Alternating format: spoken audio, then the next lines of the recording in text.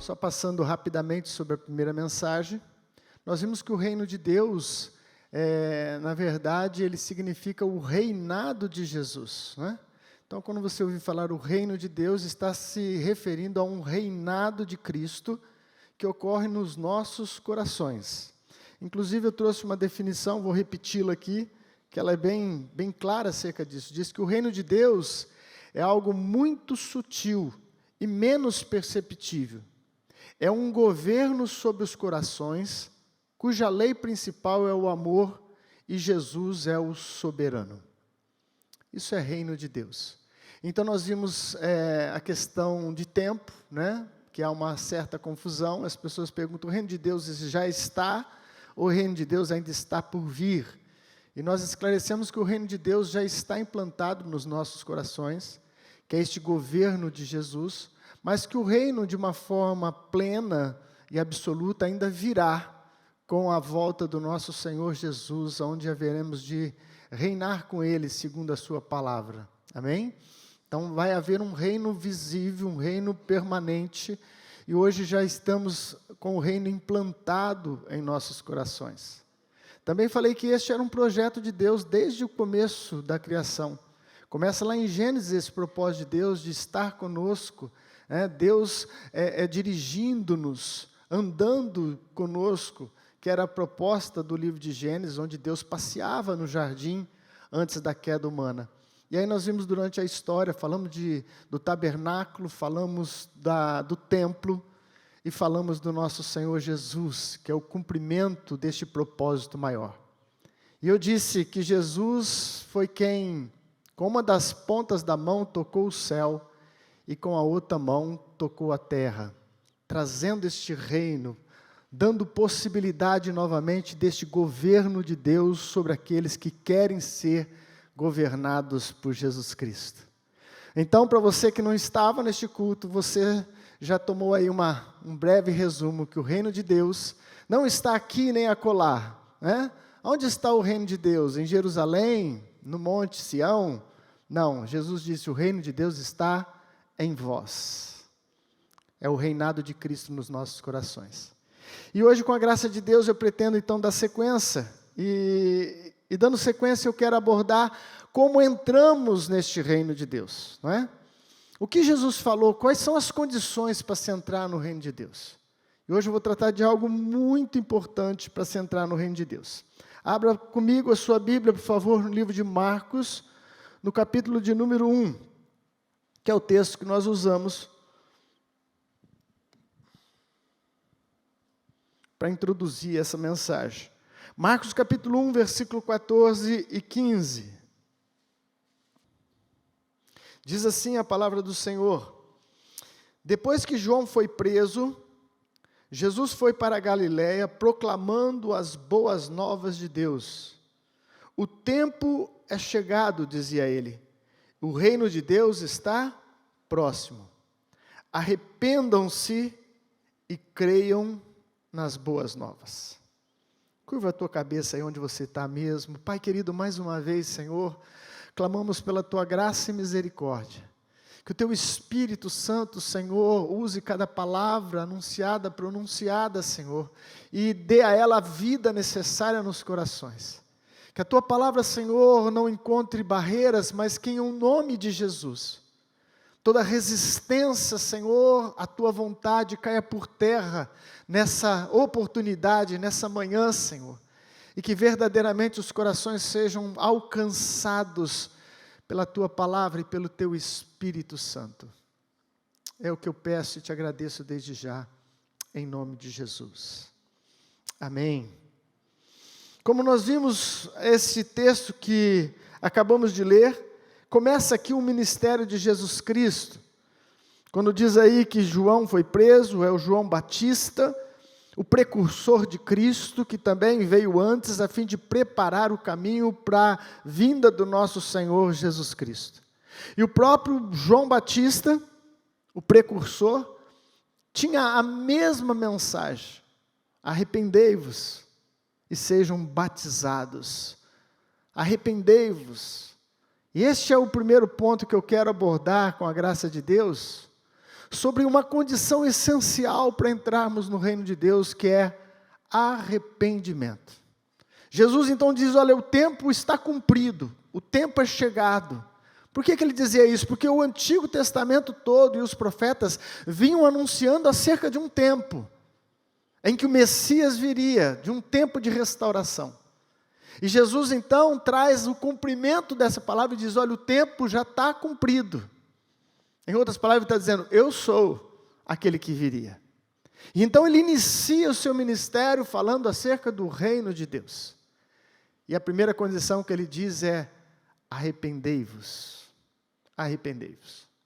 A mensagem do arrependimento em nossos tempos, talvez ela não tenha sido muito difundida, propagada, porque hoje nós temos muito pregadores da mídia, e nada contra, pelo contrário, eu ouço muitos deles. Mas a grande dificuldade, o grande problema que eu vejo, é que, não todos, é lógico, tem exceção, mas que muitos deles, dos pregadores da mídia, eles dependem muito de popularidade. Eles precisam de likes, eles precisam de seguidores, e não estou falando nada contra isso, mas estou dizendo que toda essa situação acaba que encurralando um pregador ao tipo de mensagem que ele vai entregar.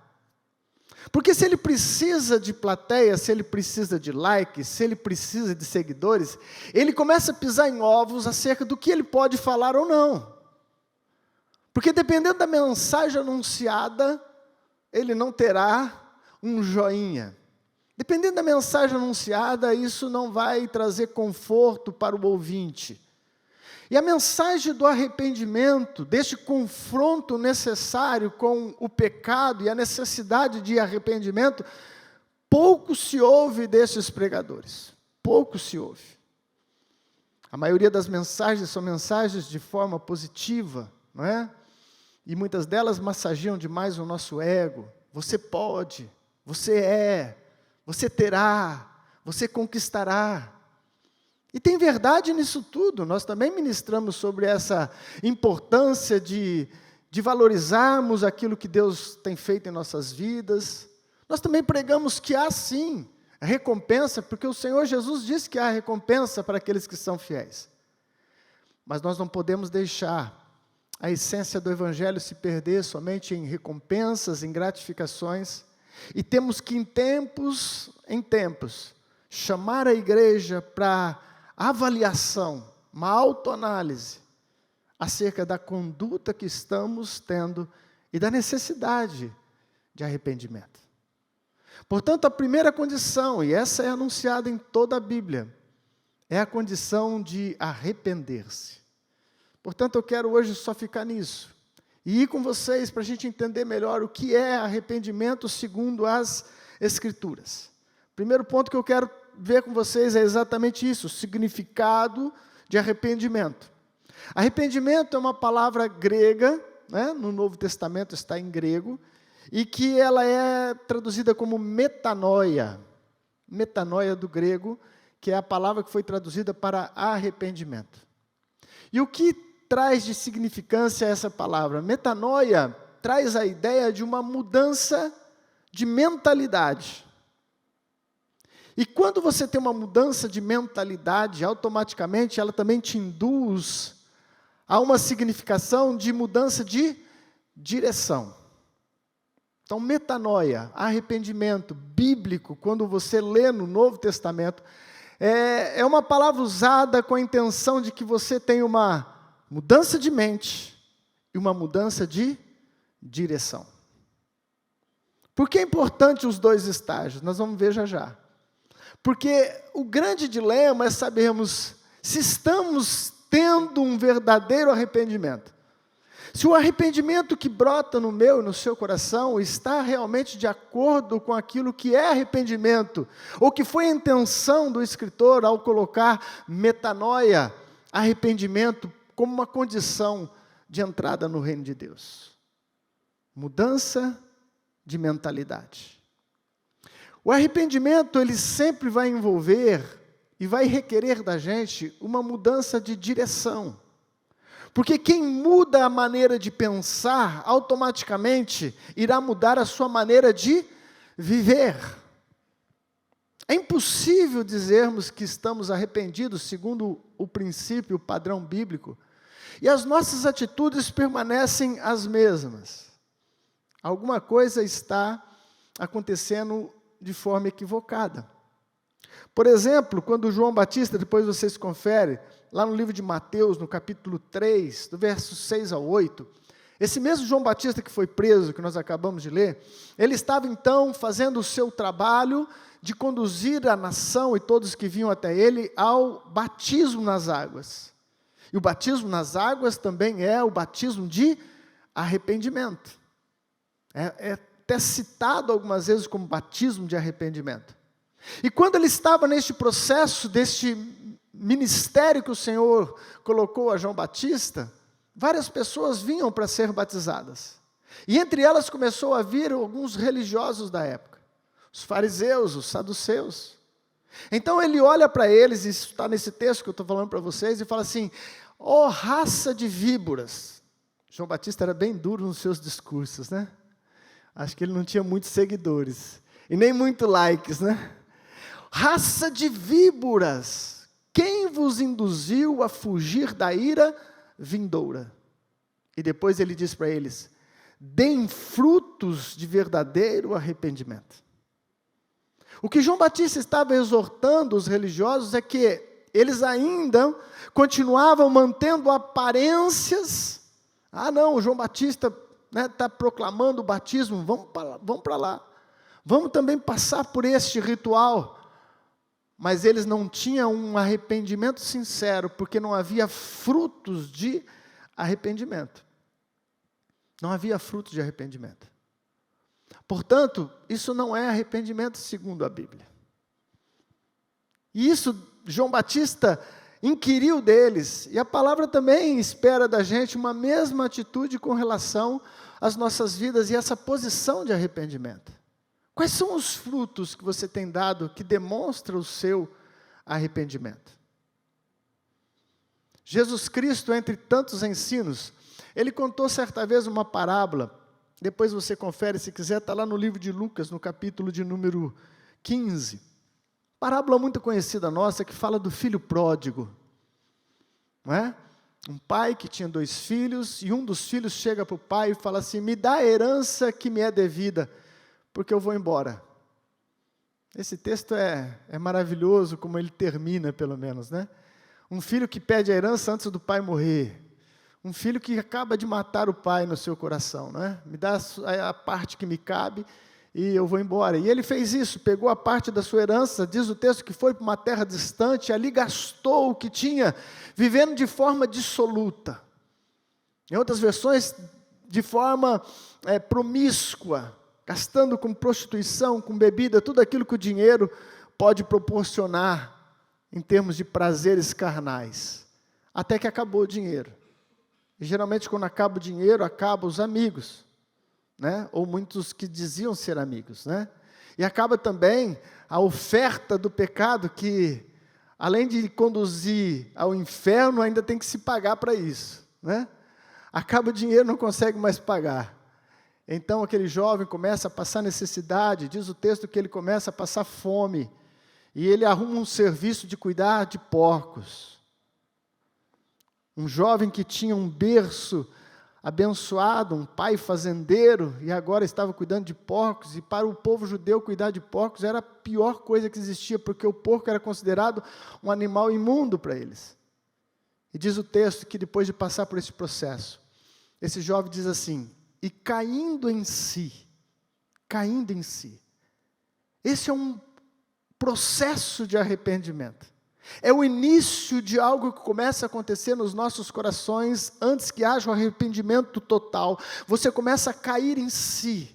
Você começa a avaliar e perceber que o estado que você está, ou aquilo que você vem praticando, está em desacordo com a perfeita vontade de Deus. E diz o texto que ele então, caindo em si, ele disse: olha, quantos trabalhadores na casa do meu pai têm fartura, têm comida, e eu aqui passando necessidade. Levantar-me-ei e irei ter com meu pai, e direi a ele: pequei contra os céus e contra ti, não sou digno mais de ser chamado seu filho, faz de mim um dos seus servos. E diz o texto: levantando-se, foi de volta para casa. E esse texto termina de forma maravilhosa, depois você confere lá, que não é aqui o ápice da mensagem, mas este jovem, este exemplo desse jovem, é um bom exemplo para a gente dar um termômetro acerca de verdadeiro arrependimento.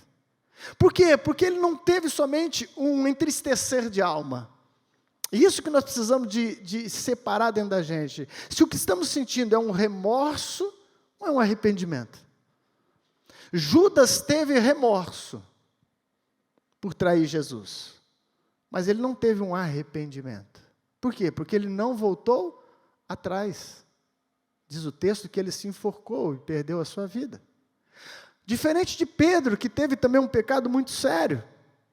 E similar com Judas, no aspecto de que ambos eram apóstolos, ambos andaram com Jesus, um traiu ele e o outro o negou, por 3 vezes.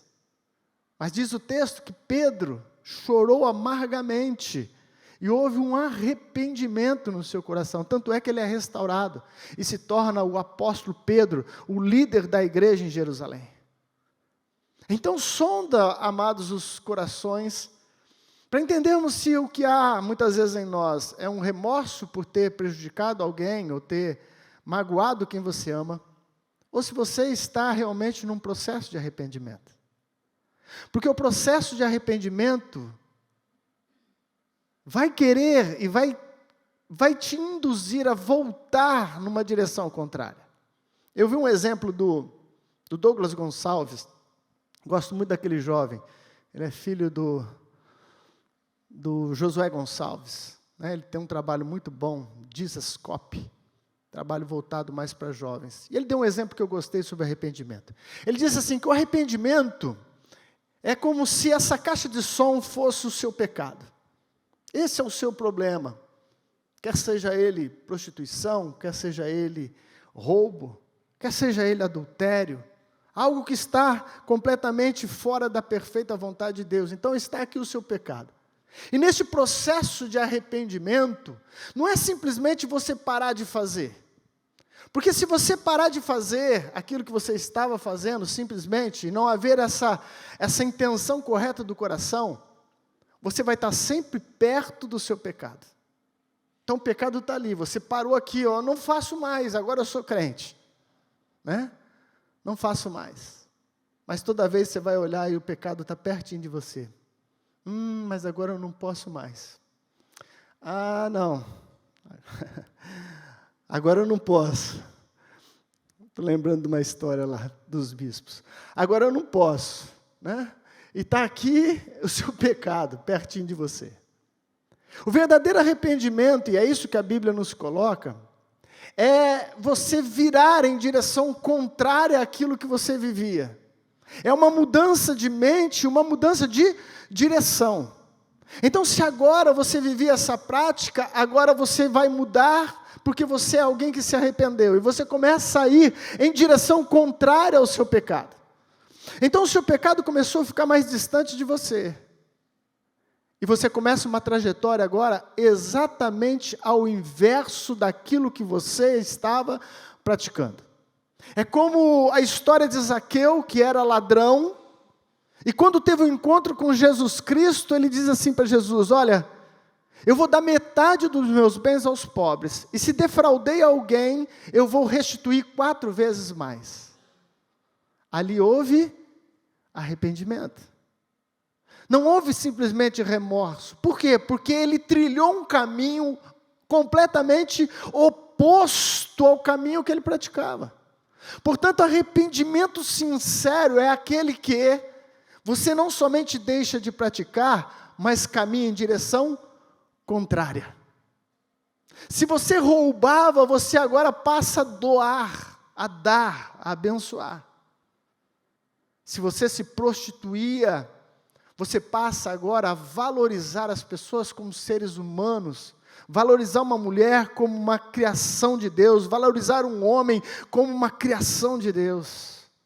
É caminho oposto. Isso é um resumo do que é um verdadeiro arrependimento. Esse jovem faz exatamente isso. Ele não somente deixa o pecado, mas vai em direção contrária. Estão comigo aqui? Isso é arrependimento, metanoia, mudança de mente, mudança de direção, e automaticamente você terá mudanças de atitudes. Bispo, eu não tenho nem mudança de atitude, nem mudança de direção. É melhor você buscar a presença de Deus, e é melhor você se autoavaliar para ver se realmente está ocorrendo em você um arrependimento sincero, segundo a palavra de Deus. Porque é impossível, meu querido, é impossível.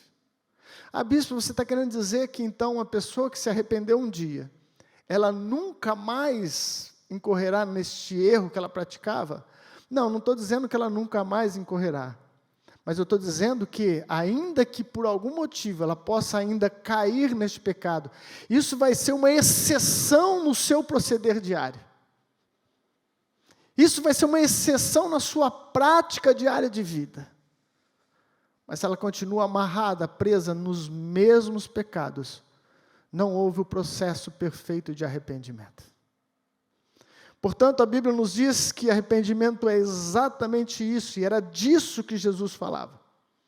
Segunda coisa que eu quero ver com vocês é o dever de se arrepender, o chamado ao arrependimento. Toda a Bíblia, de Gênesis a Apocalipse, vai falar sobre o dever, ou o chamado, como você quer colocar, para o arrependimento. É a mensagem bíblica. O arrependimento sempre vem em primeiro lugar. O arrependimento vem antes da fé, o arrependimento vem antes da salvação. O arrependimento é uma etapa na vida cristã que não pode ser pulada. Talvez seja esta uma das razões em que encontramos tantos cristãos apáticos, sem vida espiritual, talvez porque pularam a principal das etapas, o arrependimento sincero. O pecado tem que começar a doer em nós, amados, como algo que custou a crucificação do nosso Senhor Jesus Cristo na cruz. A salvação é de graça, mas teve preço, e preço alto. E só um dia no céu, talvez nós teremos um vislumbre completo dessa malignidade que é o pecado na raça humana.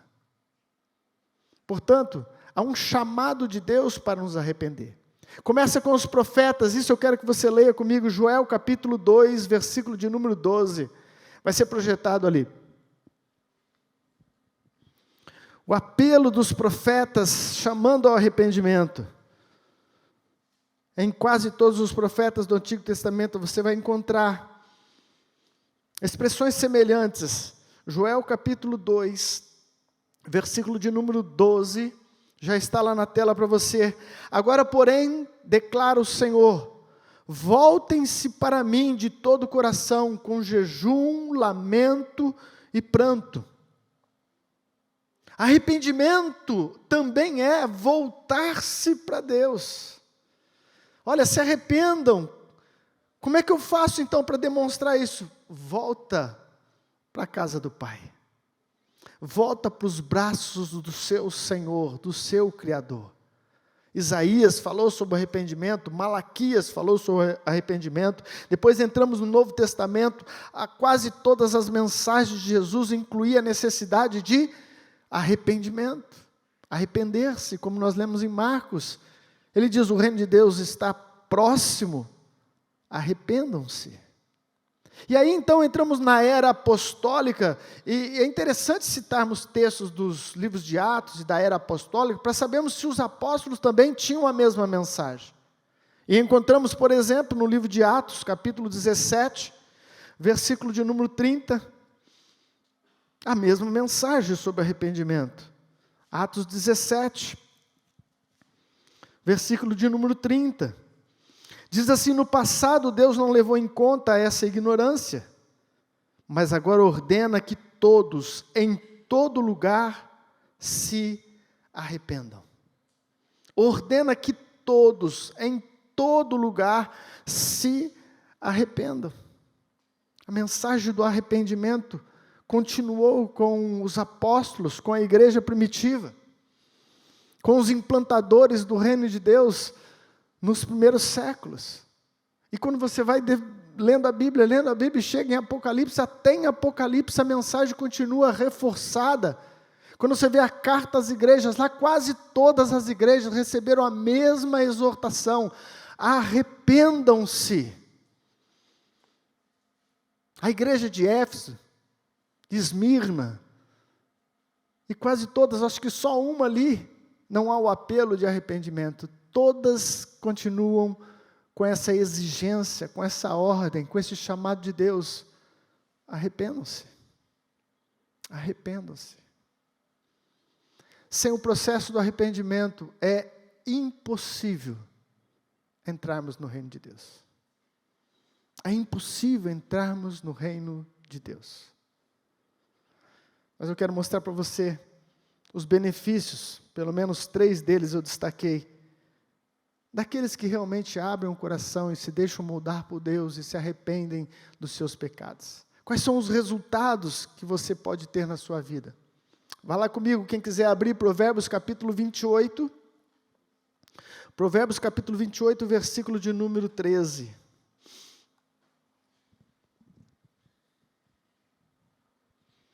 E o primeiro deles fala de misericórdia. Provérbios capítulo 28, versículo 13 diz: quem esconde os seus pecados não prospera, mas quem os confessa e os abandona encontra misericórdia. Glória a Deus por isso. Aleluia. Em toda a Bíblia, principalmente no Novo Testamento, você vai encontrar o apelo dos pregadores e o apelo do nosso Senhor Jesus Cristo falando do arrependimento. Mas em resultado disso, consequentemente, você vai encontrar os textos que diz que Deus não rejeita um coração quebrantado. Que Deus não recusa alguém que tenha a sensibilidade de se arrepender das suas faltas. Qual é essa sensibilidade? Eu vou falar agora da minha própria vida. Quando é que eu sei que houve um verdadeiro arrependimento na minha vida? Quando aquilo que eu peço perdão e busco a misericórdia de Deus, é gerado dentro de mim um sentimento que diz assim: se eu pudesse voltar no tempo, eu não faria novamente. Na minha vida isso é crucial. Quando esse sentimento está no meu coração, eu tenho a certeza que eu estou arrependido. Era um desejo sincero de voltar nesse túnel do tempo, se é que poderia haver esse tal túnel do tempo, não é? E você voltar naquela cena que você ofendeu, ou na cena que você, enfim, cometeu uma falta, e falar: eu não faria mais. Mas quando, meu querido, o pecado continua ainda sendo atrativo demais para você, e você cai, mas se arrepende, né, segundo o arrependimento próprio, mas você ainda o deseja, você precisa romper com isso. Você ainda está cativo deste pecado, ele está dominando a sua vida. E você vai se arrepender hoje, amanhã você vai estar enrolado nele de novo. Porque ele é desejo seu. E esse laço, essa raiz do pecado tem que ser rompida pelo poder de Deus. Não há força em si mesmo para você romper isso. Isso é graça divina, mas tem que haver um desejo do seu coração. A única coisa que é necessário da nossa parte é querer mudar de vida. É querer ter comunhão com o alto novamente, é querer ser governado pelo alto. Isso é reino de Deus. Amém, amados? Mas a promessa de Deus é que você vai encontrar misericórdia. Mas quem não confessa, é o que dizem em Provérbios, não encontra misericórdia. Esse processo é necessário em nossas vidas. Segunda coisa que eu acho muito interessante na questão da misericórdia é que quando há este arrependimento genuíno, há possibilidade de restauração. Há um texto que eu gosto muito, que está em Isaías capítulo 6. Vá lá comigo rapidamente. Ou então acompanhe aqui na tela. Isaías capítulo 6. O profeta Isaías tem uma visão de Deus, do seu trono. É um texto maravilhoso, é aqui uma confirmação do seu chamado para ser profeta e anunciar a palavra. E ele viu um trono, e nele assentado o Senhor, as suas vestes enchiam aquele lugar. Foi uma visão extraordinária do trono de Deus, da presença de Deus. Aí o que acontece com Isaías? Isaías capítulo 6, versículo 5, ele diz assim: então gritei. Imagina a cena, gente. Ele está tendo uma visão do céu, aquela coisa gloriosa, e de repente ele dá um grito no meio daquela visão. E ele diz: ai de mim, estou perdido, pois sou um homem de lábios impuros, e vivo no meio de um povo de lábios impuros. E os meus olhos viram o Rei, o Senhor dos exércitos. Logo um dos serafins voou até mim, trazendo uma brasa viva, que havia tirado do altar com uma tenaz.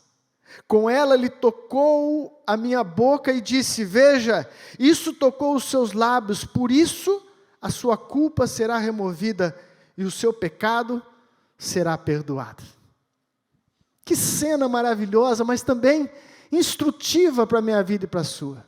Isaías, um profeta do Senhor, tinha um problema. O problema, segundo ele, estava na sua boca, na sua maneira de falar. Quantos de nós poderíamos dar um grito hoje aqui e falar: ai de mim, Senhor, que a minha língua é um veneno. Ai de mim, Senhor, porque os meus lábios são impuros. E o povo que ele convivia também era um povo de impuros lábios. E as pessoas dizem às vezes: qual que é o segredo desse texto? Qual que é o mistério? Não tem mistério. Quando ele se move em direção a um arrependimento sincero e diz qual é o seu problema, começa um processo de cura da parte de Deus. Começa um processo de restauração. Se talvez ele dissesse: o meu problema está nos olhos, eu tenho pecado com os meus olhos, talvez a brasa viva ia vir nos olhos, ou como diz lá em Minas, no zóio, né? Quando ele declara que a sua deficiência, o seu problema está na sua boca, no seu falar, a restauração e a cura de Deus vem exatamente na área em que ele necessita de cura, que ele necessita de restauração. Meu irmão, quando você se arrepende de coração e coloca diante de Deus o seu problema, o seu pecado, a sua fraqueza, vai haver restauração e socorro de Deus, porque você se arrependeu e foi em direção ao seu Senhor. Mas quando você não encontra falta em si mesmo, isso se torna uma coisa muito séria.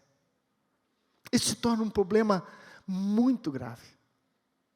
Jesus disse assim: olha, eu vim para os doentes, pois os sãos não precisam de médico. Esse é um texto interessante dessa fala de Jesus, porque ela parece ser contraditória com toda a Escritura Sagrada. Porque a Bíblia diz para mim e para você que não há um justo sequer, que todos nós somos pecadores. Sim ou não? Se tiver alguém aí muito puro, muito santo, por favor, se apresentar, para que eu possa te adorar. Deve ser um Deus no nosso meio. Todos nós temos faltas, não há um sequer. Mas Jesus disse: olha, o são não precisa de médico. De que Jesus está falando? Que tipo de pessoas eram essas? Porque ele está fazendo um paralelo ali entre o médico e o Senhor Jesus, não é? O Salvador. Ele está dizendo: eu vim para salvar, assim como o médico vem para curar. Mas o são não precisa de médico. Quem são esses? São as pessoas que não reconhecem a sua enfermidade. São as pessoas que não veem culpa, que não têm arrependimento. São as pessoas que você fala do Evangelho de Jesus Cristo, eles falam assim: mas eu sou uma pessoa boa. Eu não mato, eu não roubo. Quantas vezes nós já ouvimos esse discurso, não é verdade? Eu sou uma pessoa boa, eu não mato, eu não roubo, eu trabalho, eu pago meus impostos. Pagar os impostos no Brasil é quase que um sacrilégio, né? Eu pago meus impostos. Mas, na verdade, meu querido, todos nós precisamos do nosso Senhor e Salvador, porque já nascemos em pecado. E não só porque nascemos, como, então eu não tenho culpa. Não, você nasce em pecado e assim que você tem um pingo de inteligência, você já começa a pecar. É assim que funciona. Você pega uma criança, quantas vezes eu já dei esse exemplo, ela não sabe nem falar sequer. Ela faz algo de errado e sabe que vai haver uma punição, você pergunta para ela, você fez isso? Ela, eu não. Não sabe nem falar, uma cabecinha, na primeira oportunidade já começa a manifestar a natureza decaída. Portanto, meu querido, é importante você reconhecer isso, que você precisa de um Salvador. Porque senão você não vai ter por que se arrepender. O arrependimento brota de uma necessidade de reconciliação com Deus. E quando você se arrepende, Deus pode restaurar a sua vida. Seja qual for a área da sua vida que está tomada por uma atitude pecaminosa. Sabe, amados, às vezes a gente cita pecados extremos, como a prostituição, o adultério, mas tem outros tão malignos e menos falados. A mentira, por exemplo. Jesus falou que o pai da mentira é o diabo. Mas por que a gente mente? Se o nosso Pai é o nosso Deus eterno e o Senhor Jesus Cristo, nosso Salvador. A mentira é um mal a ser vencido. A maioria das vezes que nós mentimos é porque não queremos sofrer a perda. Quer seja ela financeira, crédito, quer seja ela de posições. Então a mentira substitui a verdade para que você permaneça imaculado. Tem que ser tratado, tem que ser vencido. A graça de Deus sobre nós, meu querido, Jesus Cristo morreu numa cruz para vencer o pecado, a morte, essa natureza decaída, em nome de Jesus. Há uma nova vida para a gente, Deus quer que sejamos pessoas nascidas de novo. Isso vai ser matéria para as próximas mensagens, que é uma das condições para se entrar no reino de Deus. Em último lugar, resultados de quem se arrepende, você pode receber o Espírito Santo. Atos capítulo 2, versículo 38. Olha que promessa maravilhosa, meu querido, para você que se arrepende. Rasga o seu coração diante de Deus, meu querido.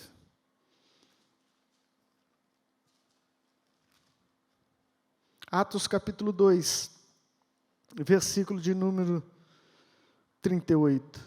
E Pedro respondeu: arrependam-se e cada um de vocês seja batizado em nome de Jesus Cristo para perdão dos pecados e receberão o dom do Espírito Santo.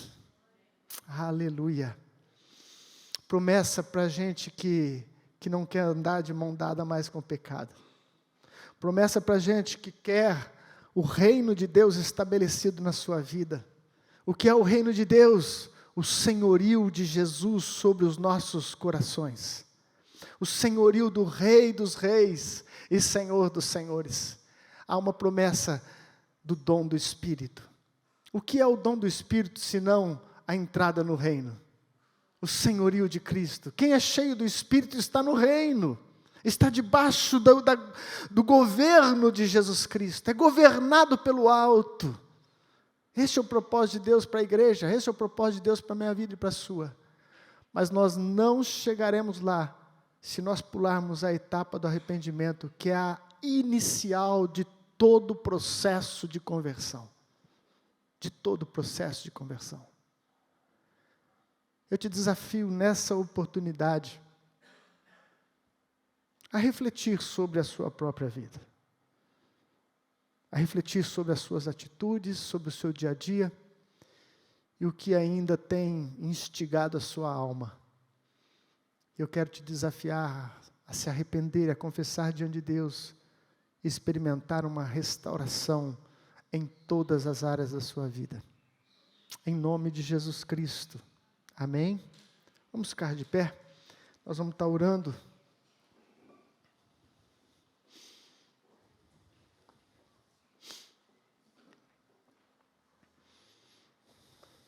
Talvez você não vai dar nenhum like lá no YouTube. Mas eu não sou esses pregadores que dependem disso. Eu queria mesmo é que você entrasse no reino de Deus. A minha alegria é ver o povo de Deus sendo restaurado. E que a palavra de Deus seja verdadeira no seu dia a dia. Isso não tem preço. Vidas transformadas. Vidas tocadas pelo alto. Tem que passar pelo arrependimento. Tem que passar pelo um sentimento que, se você ainda não tem, ore para que Deus coloque no seu coração. Um sentimento de raiva contra o pecado. O pecado não pode ser seu amigo, meu querido. Não fique perto da caixa. Porque se você ficar muito próximo dela, você vai ser atraído novamente. Arrependimento, ir em direção contrária. Se eu retia aquilo que eu não deveria reter, eu vou passar a dar agora. Eu sou alguém que vive arrependimento. Se eu tinha um olhar malicioso e cobiçoso, eu vou aprender a olhar com pureza para os filhos e para as filhas de Deus. Aonde que é, meu querido, a área da sua vida que o anjo precisa trazer uma brasa viva e tocar nessa manhã?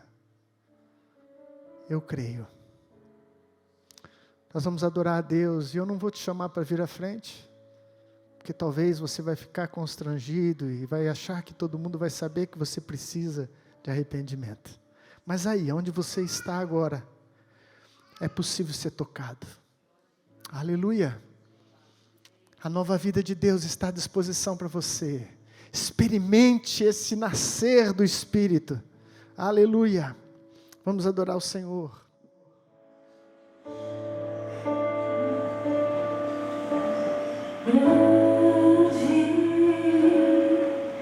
O Senhor e digno de louvor,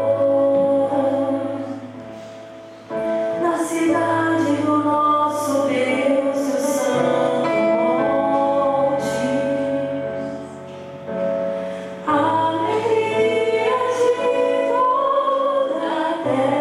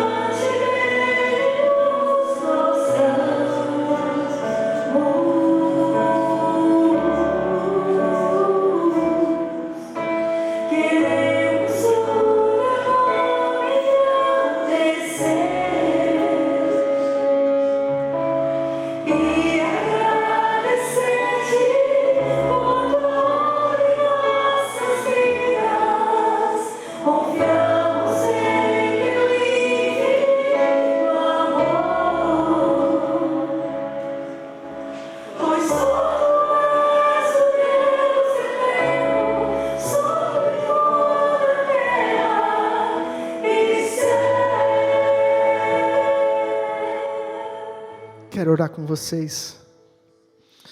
Pai Santo,